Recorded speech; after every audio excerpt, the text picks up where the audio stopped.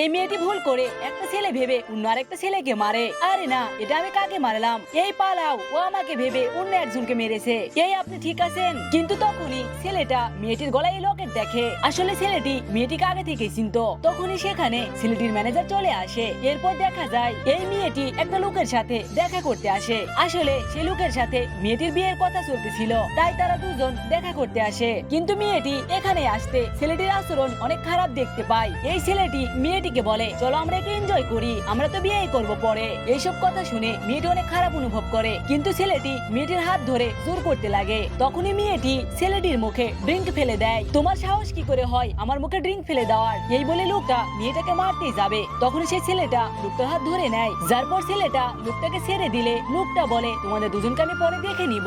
এই বলে লোকটা চলে যায়। মেয়েটা ছেলেটাকে ধন্যবাদ দেয়। কিন্তু আপনি এখানে কি করছেন গাইস? ছেলেটা কি মেয়েটাকে তার ভালোবাসার কথা বলতে পারবে? কমেন্টে পার্ট 2 লিখে যাও।